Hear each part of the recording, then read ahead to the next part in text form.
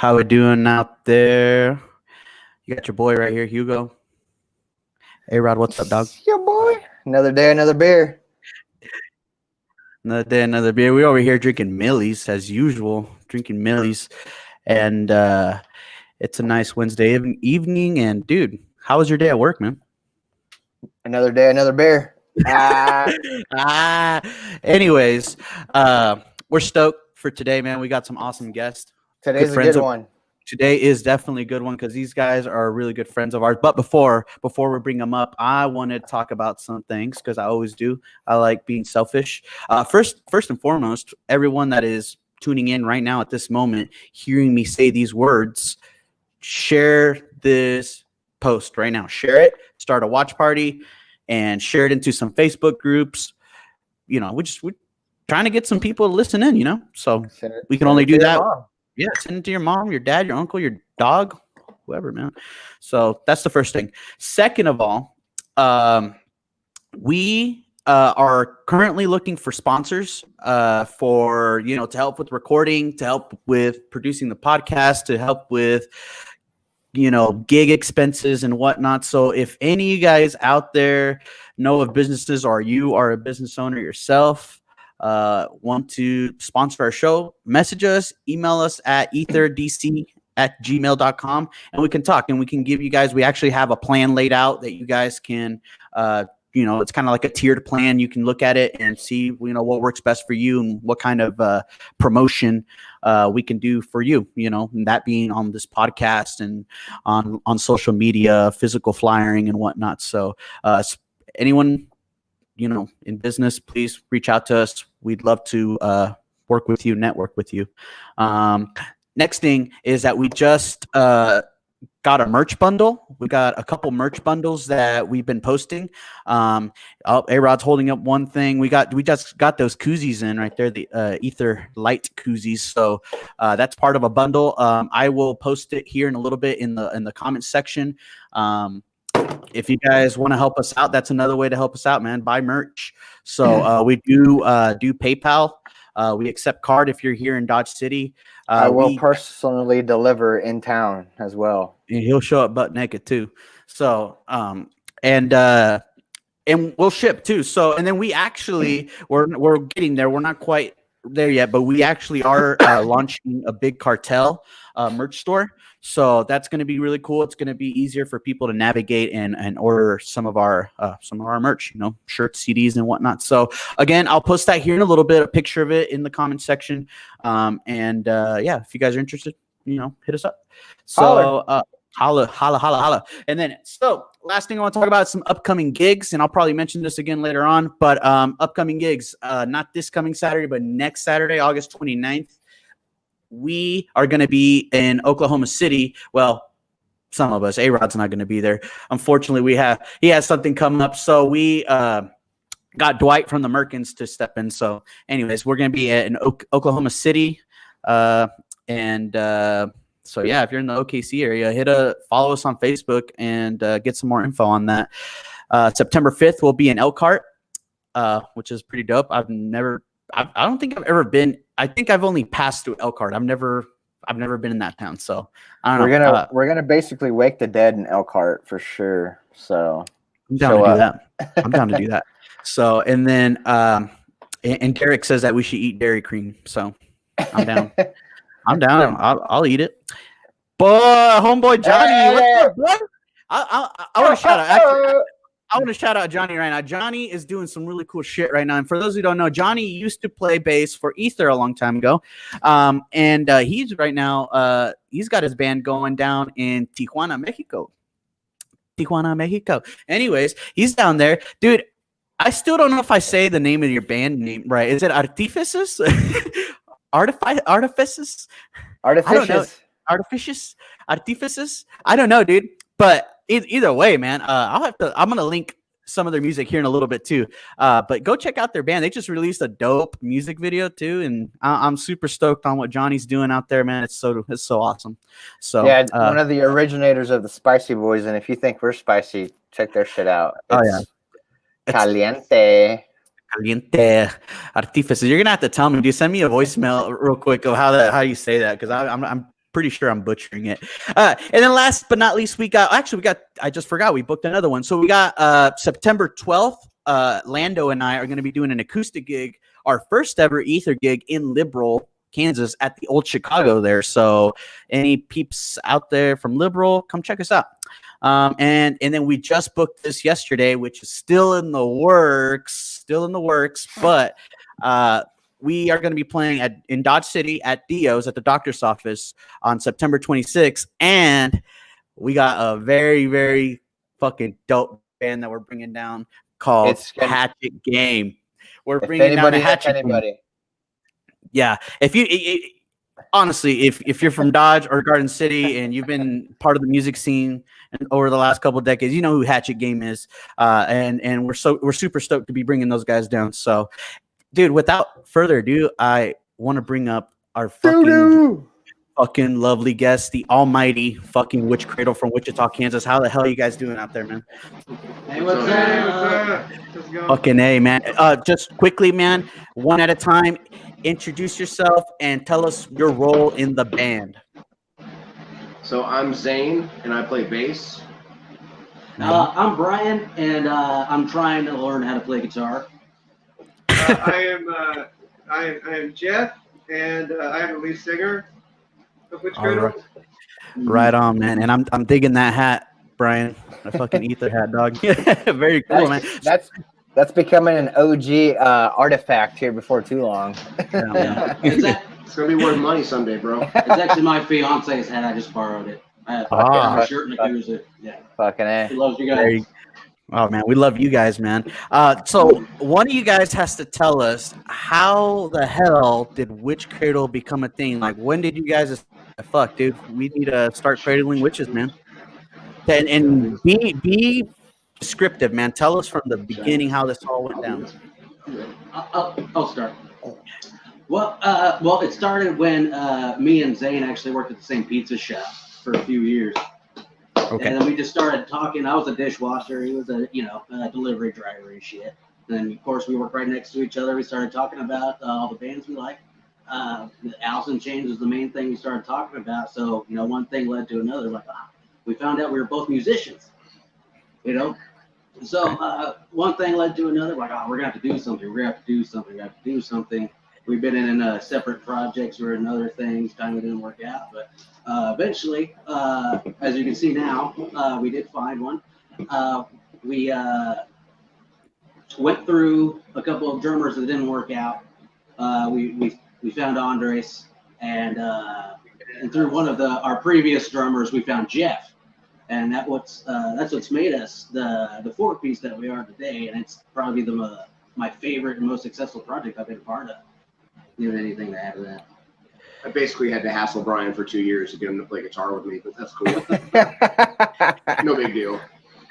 And did you guys play in bands prior to that, or is this like your first project? So for me, I've been doing projects since I was like 16 in the Wichita music scene. Like, I took a pretty long break when I was like 23. I took a break for about 4 or 5 years, and then I rejoined Slow Moon, and that's like the most recent thing that I did besides Witch that like has listenable content. So if you want to hear me play guitar, you can always listen to Pinwheel for Giant on the Slow Moon EP. After that, and the Slow Moon project was a good project. We played Riverfest. We did a bunch of cool shit. But that project came with like a lot of parameters and rules and shit. And that's why I wanted to do something that was more organic. Oh yeah.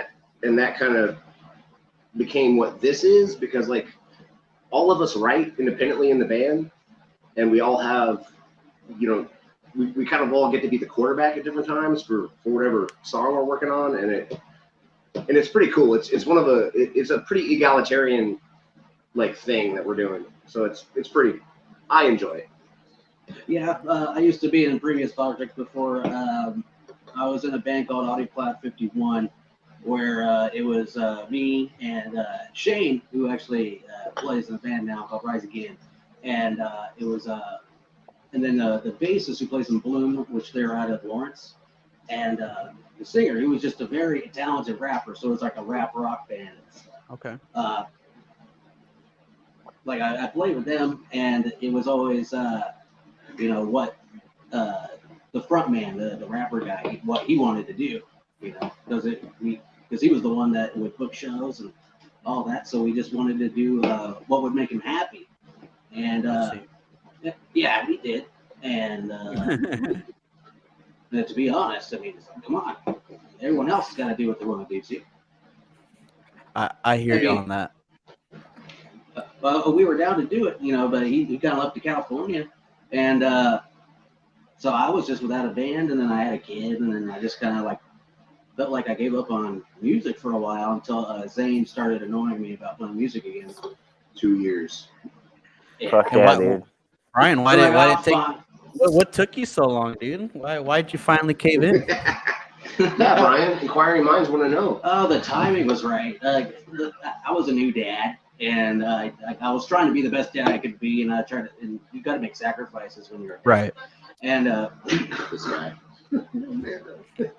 There's Amanda talking shit over there. Yeah. His old lady's like blasting him in the kitchen right now. So yeah, I got a second one due in a couple of weeks, actually. Oh shit! So, Yeah. That's what's up. Congratulations, brother. Thank you. Hey, worked hard. Hey Brian, cheers to you and I, because I'm about to have my first child in October. So cheers. fuck yeah, I bro. saw that. Yeah. Fuck yeah.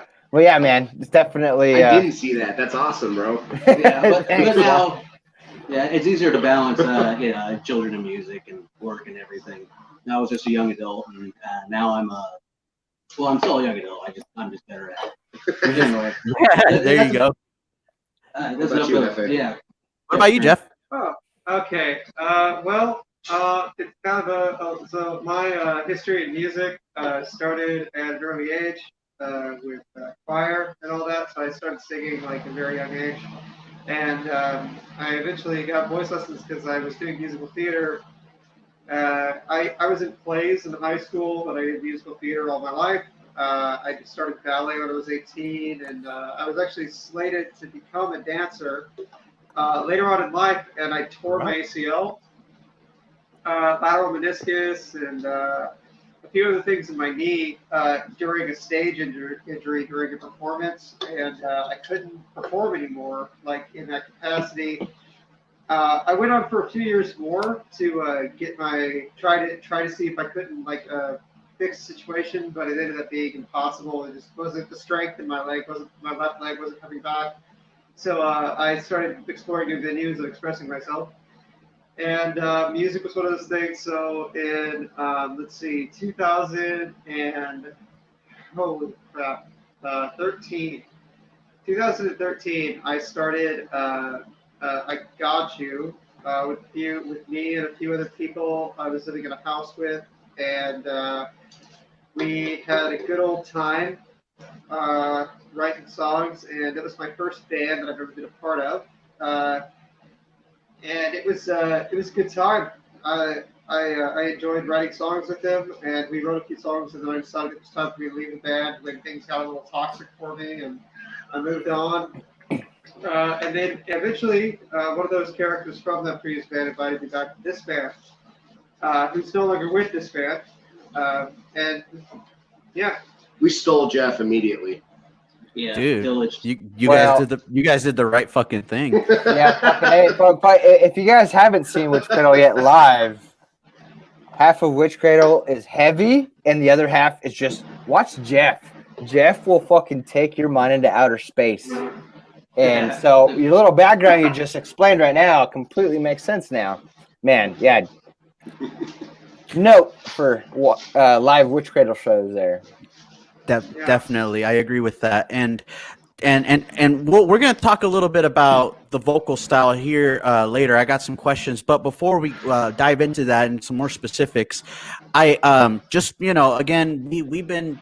We've known of you guys since your guys' first gig, which you guys allowed us to play with you, and that was such an awesome time. And we're at Kirby's, right? Kirby's Beer Store in Wichita. With Dead Shoes, that's right. And that was such a good time. And one of the first things that popped in my mind when searching you guys on social media on Facebook is that you guys describe yourself as a rock band with no rules. What explain to me what that means, or explain to our listeners right now what exactly does that mean? So for me, No Rules Rock is about what rock and roll is supposed to be about. Like in the 70s, nobody knew what the fuck rock and roll was. You know, Right. like so if you're trying to put it in this box, you're gonna fail. So for me, No Rules Rock and Roll is just about being to put any song that is good in your project. Yeah. Yeah. Because it doesn't matter if it fits the basic style that your band is going for. Because me as a listener, I like all kinds of shit. Yeah, everyone does. Right. I mean, I listen like from Maggot Brain to like Nine Inch Nails. So Nice. so tell me about what I want to hear. You know what I mean? Like if you got a badass song, I want to hear that shit. Yeah, Like, I don't for care sure, man. what style it's in or what the name of your artist is. Like Uh, I don't care. I don't care about what genre you play. I just want to hear a good song, bro. Yeah, and it's like to add on to that, you know, it's like what you want to play. I mean, everyone's been influenced by so many different artists, and Right. they're all so different. And I want to play music like them. That's why they're called influences. You know, you can't just play, you know, oh, we're gonna be a post-industrial grunge band, and that is what it is. No, like. You write so many different things. You want like, hey, I think the song's good, but it doesn't match the band, so I'm never gonna get to, you know, let it be heard. You know, Right, This right. band Right. just says fuck rules. You know, if it doesn't sound like our sound, we don't have a sound. There's no rules here. Like, I think that's why we all get along so goddamn well, because we all think Yeah. so much yeah, alike. you guys. Yeah. Yeah, you guys have a lot of like different points that you hit, and this is why I'm such a big fan of you guys too, because it seems like you guys have a similar philosophy. And well, on top of that, your guys' individual influences all kind of, you know, formed a melting pot of what is Witch Cradle. Giant melting pot. Giant, definitely. Because I mean, This is the best. I mean, what are some of your guys' biggest influences as far as what you do in the band? Maybe as a bass player, as a guitar player, as a vocalist. Jeff, what do you like? All right, man. Let's see. I don't think I had to say it, but like Bowie is a huge influence for me. I called it. Yeah, yeah. I don't think that's a mystery at all.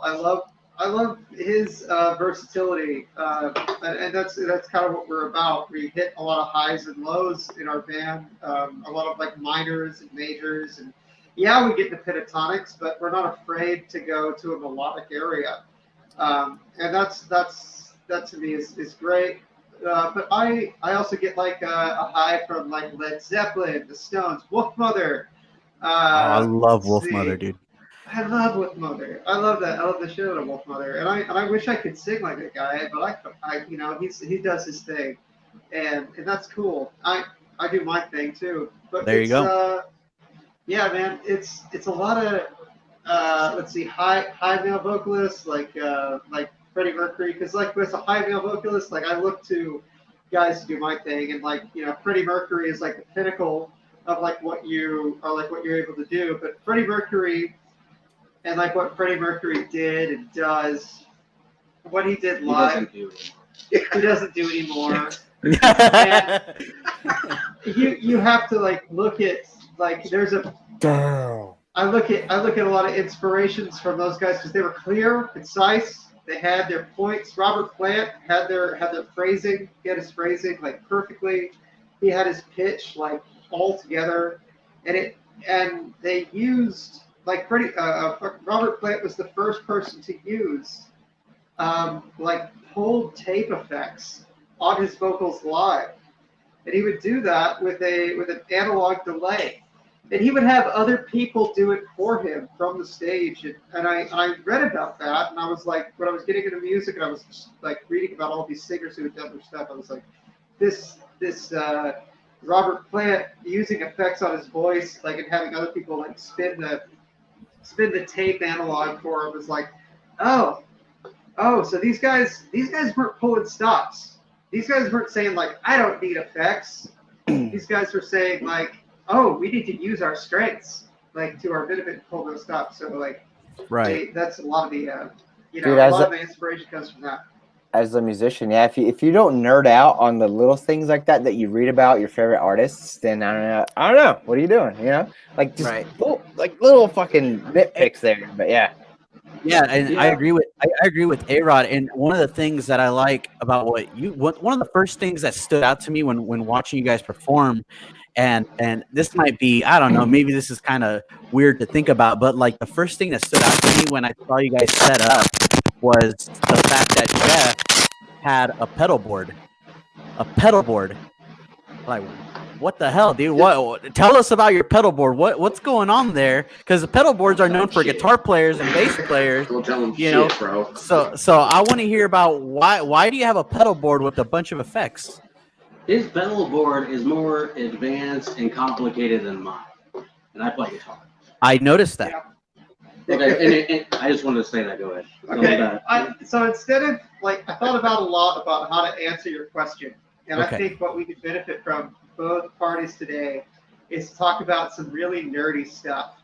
Yes, absolutely. That's what we love. Really gets extra deep into what it means to be a vocalist in a rock band, and what I think what was most important as a vocalist in a rock band is just number one, cutting through the music as a loud band when you're with a loud band, because what ends up happening to sound as it goes through a field of air is you got waves that will build up on each other and stack, and the human ear has 2 points of contact, and as waves build up, suddenly stacking all this space together becomes an issue. The human ear can only hear so much.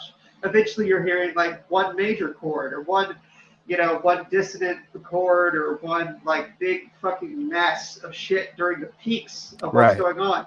And when you're in your quiet zones as a band, you have to back off from that reverb, because suddenly the reverb becomes nauseous. It's you don't want it. You don't want so much reverb when you're quiet. You just want a short, sweet version of your voice during quiet moments of your band. So to play with dynamic and to play with that versatility, you need a versatile rig, but you also want to be heard. And not only do you want to be heard On a small PA. Not only do you want to be heard, you want your words to come across. You want those words. You want to be able to hear the plosives, fricatives, like all the K's, the P's, and the T's. How are people going to know, like, if you said soul or if you said whole? That could have drastic consequences to your whole mix. You know, like to the meaning of your poetry. Right. So Did you just always sunny me right there, bro? I did always study it. But that's the point, though. And so now we run into all this stuff. We run into like the volume aspect of it. We have all the volume we want because we have all these pedals and stuff, and the volume comes from the lag, from the delay pedal, from the reverb pedal, from everything else that I'm doing. And now we have to bring it back because so the issue is like we have a volume pedal and a couple of delay pedals and I stack them together. Is that the Morley? Is that the volume pedal? Is the Morley pedal that you have on there? Well, I don't use the Morley anymore. It was. Okay. I wore that guy out. He's gone now. I've moved on to bigger and better things. Rest in peace. Damn. Yeah. Okay. Yeah. So, but are we still on like musical influences? No, he asked me about my pedal board. Oh yeah, I guess we moved on. Sorry. We'll get back to that. No, I got a little sidetracked, and I was just like, because you were talking about your influences, Jeff, and I'm like, I definitely know where you're getting your influences from, but like I said, what popped out to me when watching you guys is that you had a pedal board, and I was like, dude, you don't see that. Usually, you see guys have like a TC Helicon or some sort of like reverb or delay pedal that's meant for vocals. You, on the other hand, have actual guitar and bass pedal effects going through your vocal mic, and that for me, first of all, that's super unique and really cool. I love pedals. And we're nerdy when it comes to pedals and stuff like that too, man. Lando has some crazy vocals going on with his talk box and all kinds of stuff, man. Yeah, Lando has the phone mic. Yeah. So I love pedals. Speaking of pedals, Lando. I love Lando. Oh Don't know man, any of those. yeah, I dudes. wish he was here right now. But what about you, Brian? What are some of your influences, man? Oh shit. Okay, we're back there. Well, okay, so like my first musical influence was actually like, I mean, come on, you gotta love Michael Jackson, right? Dude, Like fucking that A. was my, yes. I mean, yeah, it's like, if you don't like Michael Jackson, you're not a real person. If you don't like You know, Michael Jackson, you I'm can talking fucking about Michael he Jackson's- fuck out of here. Yeah, that's right. If you don't like his music anyway. So yeah, like I feel like I'm a musician first and a guitarist second, and I just so happen to might know how to play guitar. Not anymore. Shut up. I'm actually,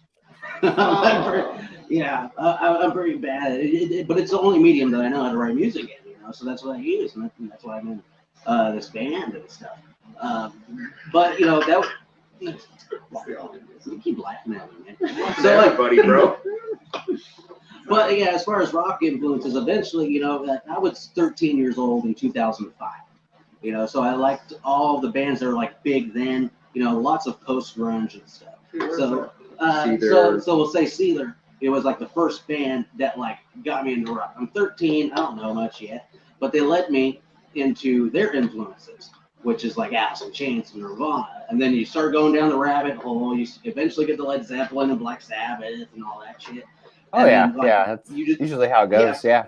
Yeah. So you start going through the tree and stuff. And yeah, those, I mean, there's plenty of influence. And then once you know so much, you start listening to everything. And then somebody else who knows or really likes rock music and says, oh, you should listen to this band. And like, oh, yeah. That's what Zane was for me a lot of the time when we first met and stuff. So I'm influenced by a lot of the same things that he is.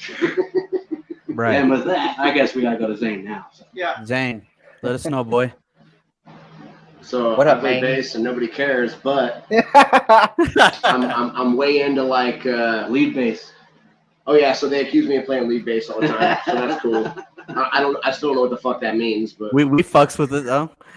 but I fucks with it, and that's what I do. Hey, So my two biggest influences directly as player influences would probably be like Geezer Butler and Flea, Yep. which is you know every bass player says, oh I'm influenced by Flea. You know I get it, but Dude, I am a student of funk. I remember telling fucking love A-Rod. funk. I love fucking P-Funk and fucking Parliament, and I know the Yes. difference between the fucking two. You know what I'm saying? right. Like, I mean, I fucks with the hard one, and the hard three are real. Like, Yes. they fucked my life up. Like, I don't know what else to tell you. I love fuzz rock. Like anything that sounds like Black Sabbath, I'm fucking into it. A-Rod's my dude on that shit. We already know. Like bands you probably never heard of that I love are like Unida, Down. If you don't know who Down is and you love Pantera, Fuck you doesn't know who fucking Down it. is. Come on. If you don't know who Down is, Solid get the fuck out of here. I mean, I don't know. There's Clutch, bands like that. Fuzz rock is real. Jeff's gonna go piss. It doesn't matter. Oh, I thought you quit. He just quit the band. He's out. He's out. Damn, I was gonna quit in the middle of the podcast. But I don't know. Nobody cares. You After know, hearing your influences. I'm just trying to play Put- notes on the put bass. this so out people there, don't bitch ass, so. Back to our first show that we played with you guys at Kirby's. This is, I think, where Deftones. I'll say Deftones like a motherfucker. I'm sorry, Rod. I'm sorry. Yeah, let him. I'm Hey, sorry. we love Deftones, man. It is.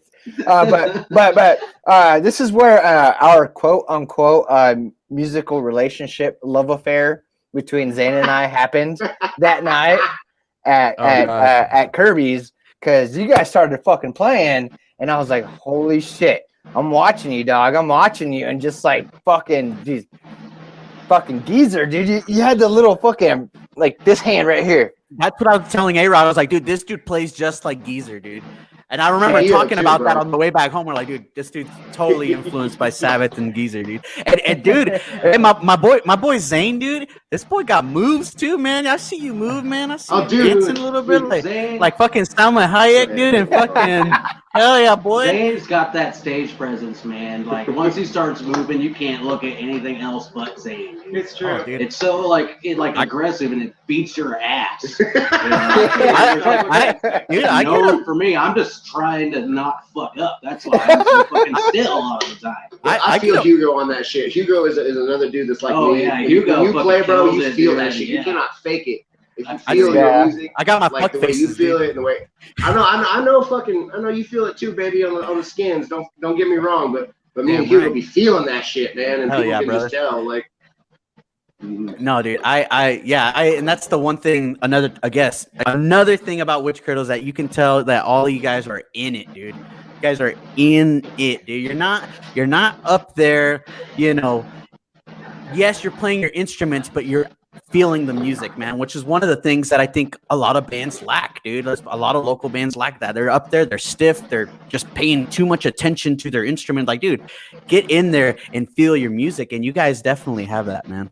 I love Witch Cradle. You guys out there listening, go find Witch Cradle on Facebook, on Twitter, on Instagram. Follow those guys, and trust me, you will not be disappointed. And one of the things I got to say is that you guys released a single not too long ago on the, man, I'm going to butcher this. It was on the compilation CD that Magnitude Creative put out. Remind me again what the name of that. Wasted Away in Corona Ritaville. Wasted Away, Corona Ritaville. Yes, tell us a little bit about that.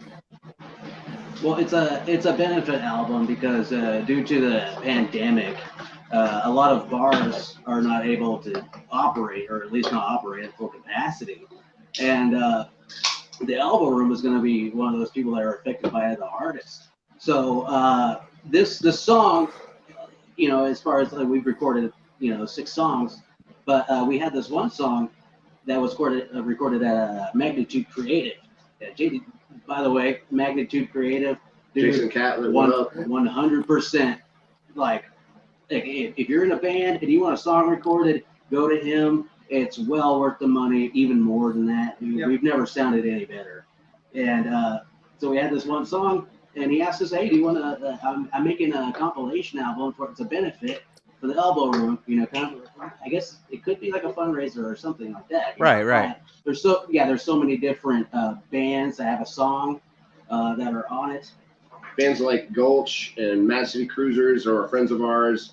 I mean, there's like 20 songs from different bands. There's Capybara. I mean, it's a very wide-ranging disc. It's just a compilation from artists that have recorded at the studio. It goes directly to the Elbow Room.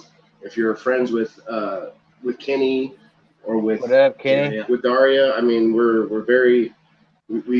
request that you buy it. Don't buy our record. Buy this record. I mean, it's gonna keep local music going. So and he's right. And it's like it. You got venues take care of you all the time. Yeah, I mean, it's our turn to give back. Especially the Elbow Room. Oh Especially. my gosh, yes. Yes, they do so much great stuff, and they're actually very involved. So, I mean, why not just, hey, Fucking help them out. Damn it. yeah, Yeah. And Thank you. I'm glad that you brought up recording with Jason. That was going to be my next question, which, by the way, Jason Catlett's going to be on our podcast here in about a month, not a couple weeks. But and we're stoked to have him. How was it like, working with him in studio? Like, how was that process? I had seen some posts that he made about like guitar layering and stuff like that. I was like, hell yeah, that's my shit right there. So tell us a little bit about that process of recording with Jason. I would say that Jason's willing to put into your record what you're willing to put into it, which is probably the biggest compliment I could give somebody Matches energy. in that position. He has, as far as business-wise, he's completely fair. I've had no bad dealings with him. So I would 4-star recommend going to Magnitude. As far as on the technical side of it, I mean, we triple mic'd everything that I did. He was very much on board with whatever we wanted to do. He has gone out of his way to make sure that we were happy with our guitar tone. We were happy with vocals on tracks. We're currently doing retracking and double tracking and shit like that. We're working on the record. So whenever we're happy with it, you guys are gonna get it. So Yeah, and we put River Day out early. yeah, we put it out a little bit early, but I think it was like probably 95% done. And we just really wanted to be a part of the compilation when we were asked, and we felt very honored by that. So Yeah, and dude, man, there were some songs that I got like 60 guitar tracks on. It took a lot of time. He's like, You gotta beef it up, dude. Which song is it? Yeah. Which song it is? There's like all of them. No, Like all of them. It's it's the it's the curse. The But curse. like, yeah, because I wrote so many different parts for it. But it's like okay, do what you just did again, and then he would say it 3 more times for like one segmented part. Like, But I mean, sometimes it's worth it. It's worth it. I feel it, dude. I feel that 100%. But here's the thing, though. Like, even listening to Red Letter Day, which, by the way, guys, you guys listening, it is in the comment section right now. Go listen to that, and I also put a link to Magnitude Creative's compilation album, which you can find that song on there. Go listen to it and support them, support the Elbow Room, and purchase that motherfucker. I did. You should too. So, anyways, going back to it, listening to the song. There is a lot of guitar layering, and you guys are just a one guitar band, man. But you know what? Yeah. Here's the thing I like about that is that you guys, with the with what you guys got going on with such a huge sound, is that you got to have that. You got to have that layering of guitar. You got to have that extra spices in there that you guys throw in there.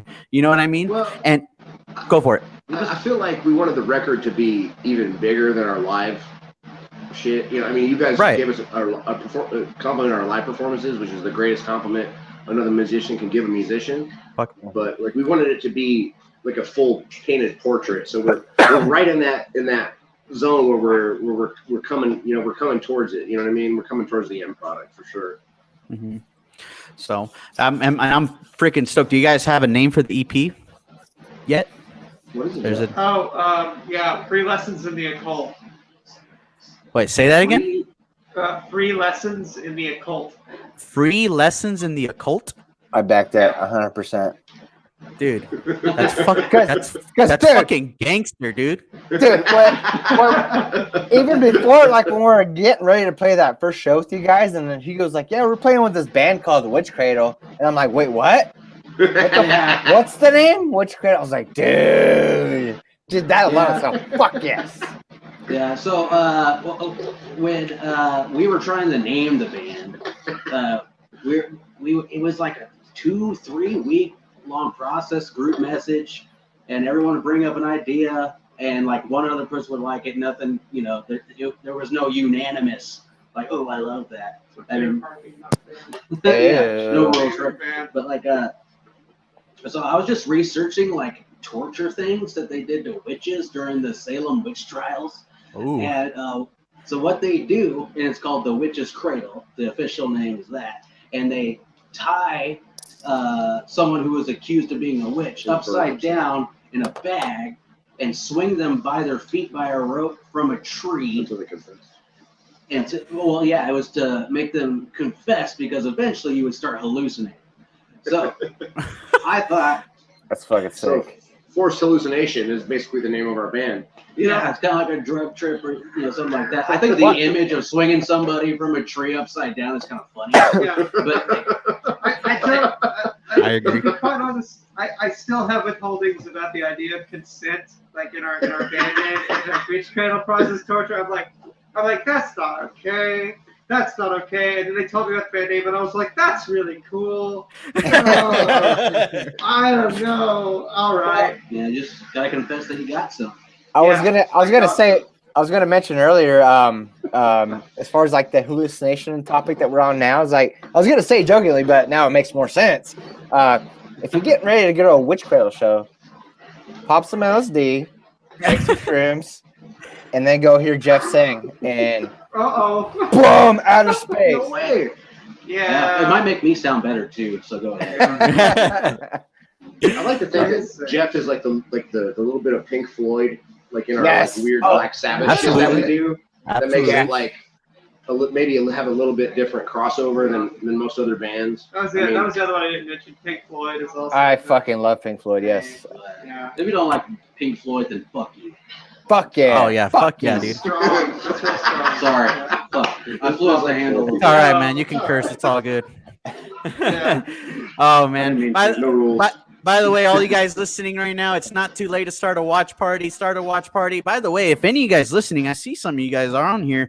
Ask these guys questions. Ask them an embarrassing question. I'd be up for that. Or comment on something. We'll pull them up on screen, and we make sure that they get these answers from the almighty Witch Cradle.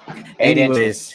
all 8 inches and a half. The Almighty. Yes. Combined, we are it's like, 8 inches combined. 8 inches combined. So, Same. obviously, COVID has fucked everything up. But you guys, No way, really? you guys did something interesting that I was like, dude, I want to do that. You guys did this really cool live stream performance that I really, really enjoyed. Who did you do that with, and how did that go? Should I? What's his name? Daniel? So my homeboy Daniel, who works sound like at Shamrock and shit like that, hit us up, and it was something that he was running. So it's a gig called Undisclosed Studio, and he has like a whole page for it. So you can private message the page. I think he is still doing that. We will probably get together with him to do at least 1 or 2 more at some point, because we want to play shows, but we also want to be respectful to people's safety, you know. So we're trying really just to do streams if we can do streams. Right. Yeah, but on more, can I just say about Daniel real fast, in that space where they do that live stream at, that is one of the crispiest sounds I have heard Real shit. ever out of any venue. And I mean that Sounded was great. quality. Oh, like it was too good. It was too good. It made me go back and reevaluate my technique. That's how good it was. Because usually, like a lot of the board does a lot of mess, but like that, right. It was good. Well, It was really I saw that is it like a group of people involved, or is it one company, or is it multiple company, or not companies? Well, I don't know if you want to call it that, but like, is it like a lighting crew, a sound guy, and I do think it's a collaborative effort, but I also think that Daniel is like moving his venues that he's doing those at to like bars.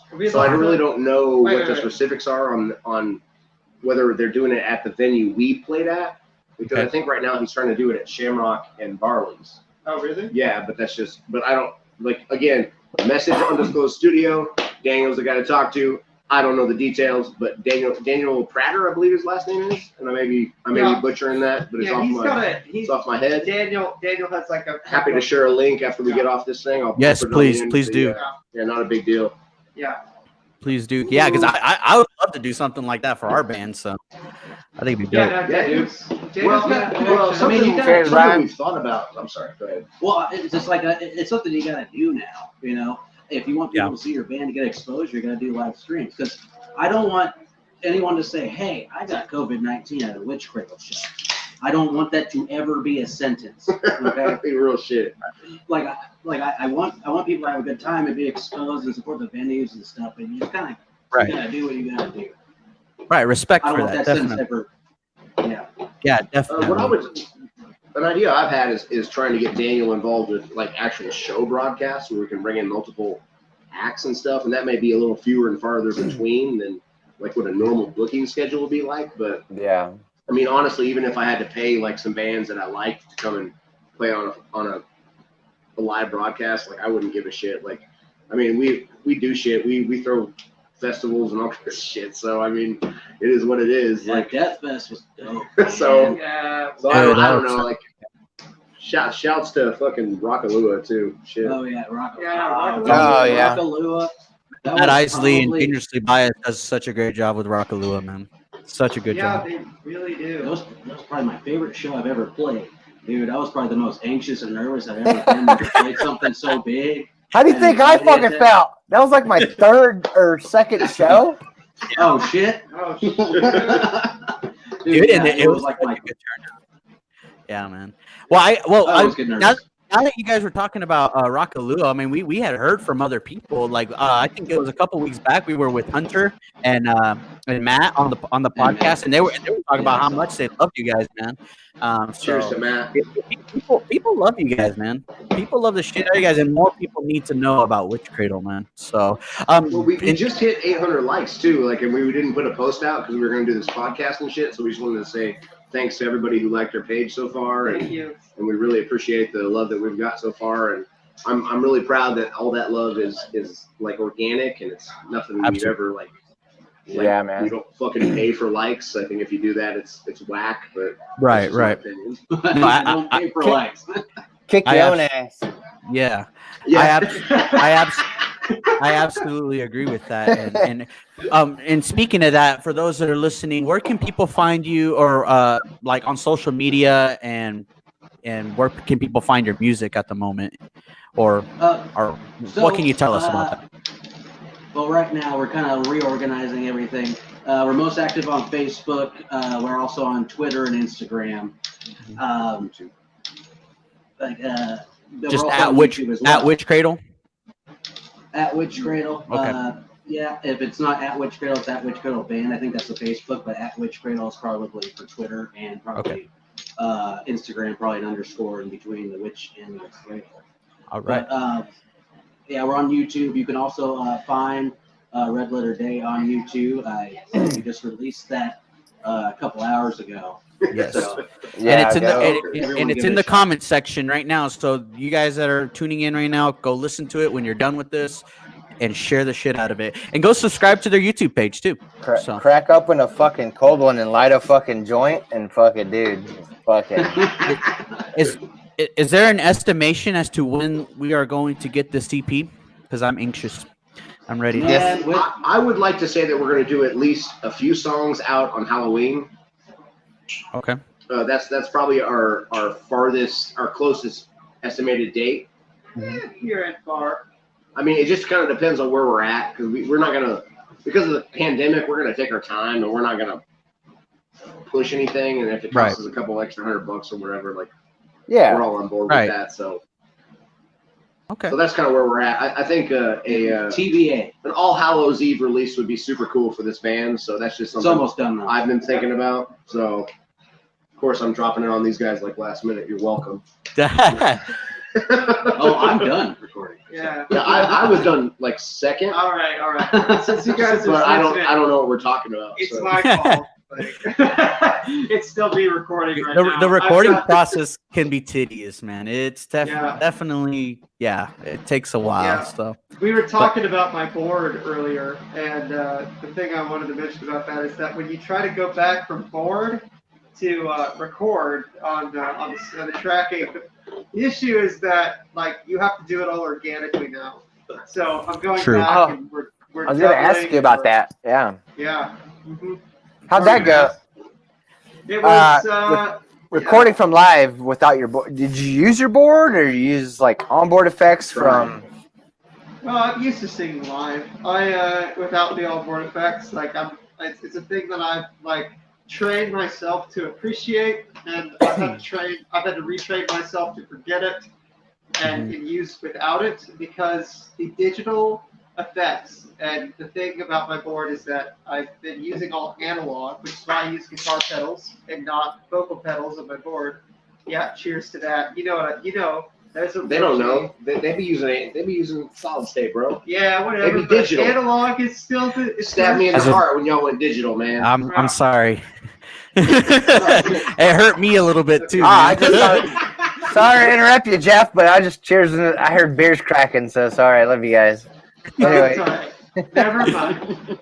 Anyways, I like to use analog, and the reason I like to use analog is like we're not going to get the same kind of digital. No, it's fine. No, it's all right. It's good. I'll turn it on. I'm talking. So you're not going to get the same kind of like digital blockiness like on the wave. That you do the same thing. And you clip off the top of it. It sounds digital. You can tell it's digital. It's like listening to auto-tune. Yeah. You can tell. Everyone can tell that it's auto-tune. Not a lot of people care, when they're drinking and stuff at the club. But like, I feel like with rock and roll and stuff. Oh shit! Oh fuck! No rules. No rules. No rules. Get some. That's right. Yeah, we got no rules. So going back and trying to like do it without the analog pedals is like singing to the digital thing, and you got to record multiple tracks. The harmonizers are not there for me. So I've got to do all those organically. So everything is done and layered in the album organically. But did you add like effects in post? Yeah. Yeah. Okay. A little bit. We just a little bit. Ultimately, that's the way we went. Yeah. We tried to use the board. it was very hot. It was too It was hot. very hot on the inputs. So. Yeah. So we can't use the board on the inputs. Damn. So we're kind of like working backwards from scratch. So it's like a process. Yeah. It's been a kind of a thing to kind of grasp that live sound and try to put it into the album. Right. Luckily, and this is the way I look at it, is that in studio you add on all these things that you can't maybe replicate live. Reciprocate. But I like having both. I like being able to have things in a studio session, things that you might do differently in a live session. I think it's cool to have both. So fuck it. Some people are like, oh, I want it to sound exactly. Yeah, people are like, I want to listen to it exactly how I heard in studio. I'm like, nah, fuck that. You're gonna get something a little different. You might hear a sour note too, bitch, just for that. Yeah, you ain't never gonna hear it perfect. Never. I love you right now. I just want you to know. I love you because fucking live performances are like an athletic performance. I mean, it's not about being perfect. It's about rocking motherfuckers' souls. Like that has nothing to do with how well you played. Like. I have played some of the worst shows I ever thought I ever played, and people come up and they're like, "Man, that was amazing," and I'm just like, "Yeah, cool, sad panda." You know what I'm saying? But like, that's why we're fucking friends. To do with moving people, like, just because you weren't happy with it doesn't fucking matter. Like, if you helped that person through that moment, then that's what's important. Like, I mean, in any way. I mean, I don't know. Yeah, absolutely. Oh, totally agree. Support people when they're showing you their art. It's like opening their heart to you. Oh yeah. I mean, come on. If you didn't like it, then fuck you. Yeah, fuck you. Yeah. All right, guys. So before we end our show today, we always like to play a game called This or That. It's kind of like Would You Rather. Okay, so we're gonna throw some questions at you guys, and then we each want you guys to give your own individual response. And it's gonna get juicy, man. I'm gonna go first while you think of one, because I thought of one. I didn't think of this one. Actually, no, I didn't think of this one. I actually looked this one up on the internet because I'm not creative. So, all right, here it goes. Here's the question. Which beef, Oh man, there's my boy, man, right there, Jason Catlett from Magnitude Creative. Yeah, what up, bro? Very cool, man. Okay, so here's my this or that. Okay, would you rather, whatever you want to call it. Okay, would you rather have a 10-hour dinner with a headstrong politician? I'll take you on. A headstrong politician from an opposing party, or attend a 10-hour concert for a music group that you absolutely despise? Ooh, I think during Jeff should answer. Yeah, go Jeff. No, that's Jeff all day long. Jeff, do you want to have 10 hours with Trump? I would rather have 10 hours with Trump than do it for a opposed music group. I'm sorry. I look, here's the deal. Like, I'd rather just get a chance to look that stupid in the eye and just like make an assessment rather than just like, do something that I know you're not gonna like this, but we're here. I'd rather just not be on the receiving end. I'd rather just be like the forced science. Go up and look some Republicans in the face and be like, really? This would depend on really what we're eating. Yeah. What are the choices at what dinner? What are the dinner? That's the real question. Okay. Like, what are we If it's a eating? musical venue, 10 hours is like at least 8 courses. So. Yeah, 8 courses. That affects 10 my hours? That's like 800. That's like 300 courses. Shout out, Lando. Orlando's creeping on us. Thank you. Yes. We love you too. He says there's a lot of sex in the room. Oh. All right. Okay, so we got Jeff. What about you, Brian? Oh man, see, it won't be that fun with me because like my political views are very like in the middle and shit. So there's not very much of an opposite. I hate everybody. I would probably do the concert and shit. But what band's playing? Yeah, what band's playing? What's the band that you absolutely despise? Yeah. Despise? Oh shit! What do I hate? It's Aether, right? Just say it, dude. Just say it. I gotta listen to a Cradle concert for 10 hours. It's like the Grateful Dead, though. Yeah, that'd be a hard decision because I can't listen to us for very long. Not on LSD. Yeah. Oh yeah, I have to be completely sober the whole time. Oh, that would be terrible. I'll go with the 10-hour dinner. Yeah. I would rather. So Brian, Yeah. Brian, you're just gonna go to the concert and just fucking be miserable. Well, I'm going to be miserable no matter what. Right. Thing happens. That's the point. What about you, Zane? What about you? Man, I would totally debate Mitch McConnell so hard, but other than that, you know, I really don't want to listen to Rascal Flatts for 10 hours, so I ain't gonna do it. I just ain't gonna do it. Okay. So I'm gonna go with the dinner, bro. Okay. Well, all right then. A-Rod, hit him with the hit him. Just hit him with some of your nasty shit. Do you always come up with some nasty shit? Come on, Rob. Well, this is kind of, I guess, I'm just kind of winging it at this point because of what I've been watching on YouTube. I'm an avid, like, random YouTube watcher. So, okay. Gathering of the Juggalos. Oh God. Or Republic Democrat debate for Oh fuck, man. Hold on. Wait. a week straight. 7 days. Straight? 7 days, bro. I can't do that shit. Is it like an official like debate, or do I have to like Yeah, run with all this like secret election- knowledge? like Wait, Election this time. This is a Election. trick question. This is a trick question. They're the same event. Damn, Jeff! Jeff wins. Jeff shooting bullets now. I digress. Linda said, "Whoop." But What did he do? Go whoop whoop? Is that what they do? They drink that Fago, dude, or what's it called? Fago, Oh, right? yeah. Yeah, I saw Fago. Fago in the liquor store the other day. What the fuck? Fucking icy. Yeah, it just shows what neighborhood I live in. Yeah. so, Oh, it's nice, man. You got juggalos around there or what? Man, they're around. They look like there's normal evidence people. of them. I can't fuck with the ICP, bro. I can't fuck with it. I'm sorry. Like, ICP, I hear P2 when I listen to it. I don't fucks with it. I can't. so fuck you're with it. just Sorry. fucking. It's like No, just a fan base. I don't know anything I'm about gonna it. be honest with you guys about ICP right now because it's kind of a near and dear to my heart for weird Oh reasons. man. No, Oh my God, It's a Jeff. story. There we go. It's a story. Give it a break. No, so like that was like my first illicit album I ever listened to because my older brother was into ICP when he was like fucking 16 and I was like 12. I didn't know you had siblings. Yeah. First world Oh, shit. problem. I thought you were an only Damn. No, I don't Burn have that an shit. only child. No rules. Yeah. Anyways, yeah, No so rules. like that was like the Great It's some- Malenke was like the first album I Did it pulled- change your life, Jeff? No.